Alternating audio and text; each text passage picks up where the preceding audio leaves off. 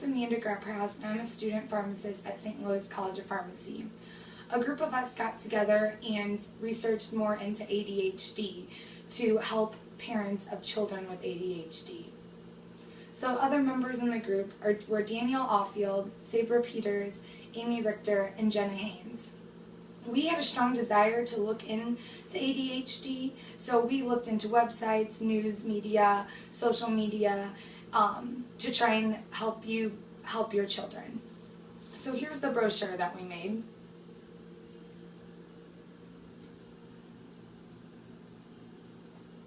So the front is the title page, and if you open it up, we have information about ADHD over here.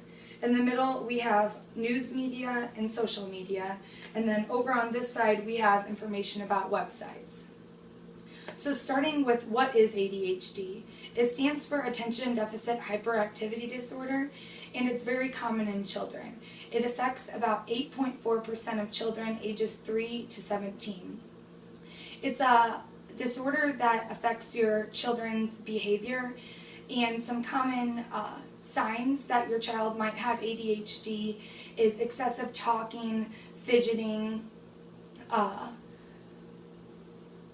just being more hyperactive. A couple more that we mentioned are excessive daydreaming, inability to stay focused on something. And several kids might have this, but you'll want to talk to your doctor to see if your child has the signs of this. So some causes of ADHD would be environmental causes such as lead poisoning that you've heard of. It could also be genetic, which is typically the most common. Some other causes could be if you had smoking during pregnancy, or if your baby was a low birth weight at birth. So when we started searching on websites, some of the common searches we would use would be ADHD in children, children with ADHD, parents of children with ADHD, things like that. And we got some good results with those search terms.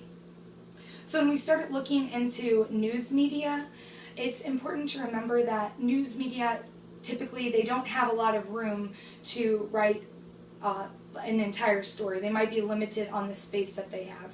So that's something to keep in mind. It's also important to keep in mind that it's not always, some of the things that you're going to find aren't always going to be credible and reliable sources. So making sure that the article that you find is from a credible source is important.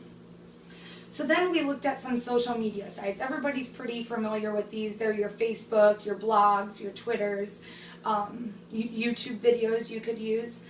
So we looked into these, and these are fairly easy to use, so it might be a good way for you to find out a little bit more information about ADHD. In the brochure, we included the Twitter page that's titled ADHD Aware, and the profile picture is in there shown for you to help you better find it. So after that, we looked into some websites. So websites you have to watch because a lot of the times they might have a lot of advertisement happening on the sides, and it's important not to be distracted by that because a lot of the times drug companies might be trying to sell you things and get you to use their product, and we'll talk about that a little bit more. So two of the best websites that we found were www.chad.org and www.cdc.gov. These two websites had fairly easy to read information, and their information on there was credible and could be helpful for you. So on the back of our brochure, we have, we're talking about drug advertisements and some helpful hints for you. With drug advertisements, like I mentioned earlier, it's important just to make sure that you don't let yourself be biased by these drug advertisements. It's important that you need to always consult your pediatrician or your doctor for your children and teachers to see also how your student is behaving in class, because you might only see them out in the home setting.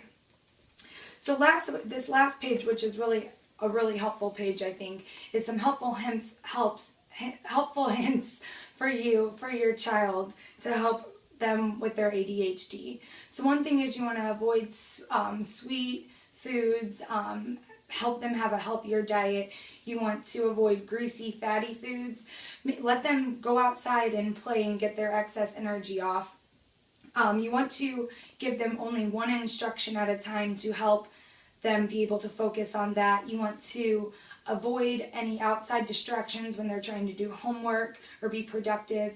And it's really important to work together with your doctor, with your child's doctor, to formulate the best drug therapy if it's needed for your child. Typically, behavior modification and drug therapy are the two main things that you're going to want to do. And the last thing I think to end on is that to be patient with your child.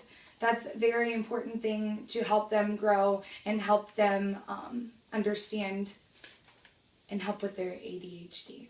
Thank you.